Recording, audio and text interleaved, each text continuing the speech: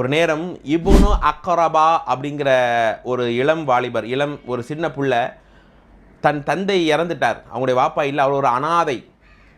அந்த அனாதை பிள்ளை தெருவிலே அமர்ந்து அழுது கொண்டு இருக்கிறார்கள். ஒரு தந்தை இல்லாத வழி, அந்த பிள்ளையினுடைய உணர்வு அது நாம் பார்க்க முடியாது தோழர்கள். அப்படியான ஒரு கஷ்டம் அது. எவ்வளோதான் நம்ம ஹெல்ப் பண்ணாலும் என்ன செஞ்சாலும் ஒரு தந்தை இல்லைங்கிற வழியை யாரும் பூர்த்தி செய்ய முடியாது. அப்படி வாப்பா இறந்துட்டாரேன்னு அந்த இப்னு அக்ரபா என்கிற இளம் சிறுவர் அழுதுகிட்டே இருக்கிறார். அந்த வழியாக நபிகள் நாயகம் ஸல்லல்லாஹு அலைஹி வஸல்லம் வராங்க. தம்பி ஏன்பா அழுகிறான் என்று கேட்குறாங்க. என் வாப்பா இறந்துட்டார், அவர் நினச்சி அழுகிறேன் அப்படின்னு சொல்லும்போது பெருமானார் அடுத்த என்ன சொன்னாங்க தெரியுமா? அருமை சிறுவனே இப்னு அக்ரபாவே, உனக்கு தந்தையாக நானும், எப்படி சொன்னாங்க, உனக்கு தந்தையா நபியாகிய நானும் தாயாக ஆயிஷாவும் இருக்கிறத நீ விரும்ப மாட்டியா? எங்களோட வா தம்பின்னு கூட்டிகிட்டு போகிறாங்க.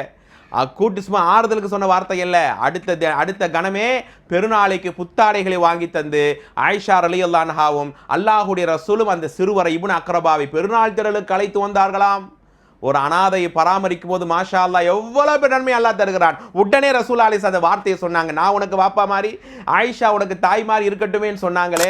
அப்படிதான் தாருல் இல்ம் உதவும் கரங்கள் வண்ணாரப்பேட்டையில் இருக்கக்கூடிய ஸ்தாபனம் 160 மாணவ மாணவிகள் அனாதையான பிள்ளைகளுக்கு உதவும் கரங்களாக திகழ்ந்து கொண்டு இருக்கிறார்கள். பொருளாதாரம் இந்த மாதிரியான தேவைகளை உங்களிடம் முன்வைத்து நாங்கள் இங்கே நிற்கிறோம். உங்களுடைய சதக்காக்கள், குறிப்பாக ஜக்காத்துகளை இப்படி ஒரு ஏழை மாணவ மாணவிகளுக்கு கல்வி ரீதியாக எல்லா தேவை ரீதியாக கொடுப்பதற்கு நீங்களும் உங்களுடைய உதவும் கரங்களை, உங்களுடைய அன்பு கரங்களை நீங்கள் நீட்ட வேண்டும் தோழர்களே. அப்படிதான் அல்லாஹ் நம்மை நேசிக்கிறான். எனவே இந்த தாருல் இல்முக்கு உடைய உதவிகளை இன்றே தாருங்கள். அல்லாஹ்வுடைய ரசூலோடு சுவனத்தில் இடம்பெறுங்கள். அஸ்ஸலாமு அலைக்கும் வரஹ்மத்துல்லாஹி வபரகாத்துஹு.